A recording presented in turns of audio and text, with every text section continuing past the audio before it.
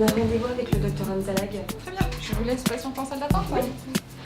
Il existe une nouvelle application qui est disponible sur les tablettes ou sur les smartphones pour savoir quels sont les gestes à réaliser en cas d'accident chez les enfants, que ce soit à l'école, dans les cours de récréation ou dans les parcs de loisirs. Alors chez les enfants entre 7 et 12 ans qui ont des dents définitives, l'os est moins dur, il est plus flexible, ce qui fait que certaines dents, en cas de choc, peuvent se déplacer ou être expulsées plus facilement que chez les adultes. C'est pour cette raison que les prises en charge vont être différentes suivant la situation chez ces enfants. Alors on va regarder un petit peu tes dents. Donc premier cas de figure, l'enfant tombe suite à un choc ou à une chute. Et il n'y a pas de fracture de la dent n'est pas abîmée, mais elle est traumatisée. Donc il peut y avoir une mobilité, un saignement de la gencive. Dans ce cas-là, il faut venir rapidement chez le dentiste et s'assurer qu'il n'y ait pas de dommages. Là, tu as la dent qui est un petit peu cassée, elle est un peu ébréchée suite au choc, mais c'est pas très grave. Second cas de figure, donc il y a un choc au niveau de la dent et une fracture plus ou moins importante. Le premier geste à réaliser va être de récupérer ce petit bout de dent et de l'amener chez le dentiste qui pourra éventuellement le recoller avec une petite colle composite.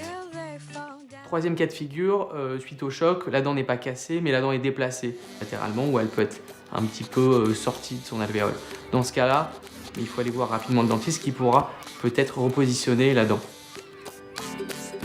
Quatrième cas de figure, suite au choc, la dent est expulsée.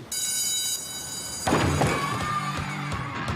ce moment-là, le premier réflexe, ça va être déjà de récupérer la dent et immédiatement de le mettre dans un liquide biologique, que ce soit du lait stérilisé UHT, que ce soit du sérum physiologique ou même la salive de l'enfant.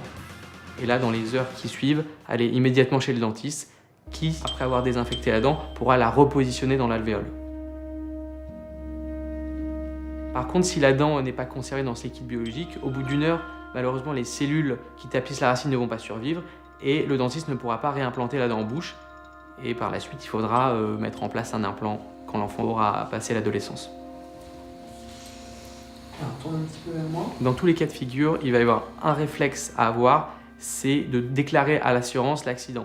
Même si c'est uniquement un choc sans fracture, parce qu'on peut se rendre compte que quelques mois, quelques années après, au final, la dent a été traumatisée et il y a eu des dommages.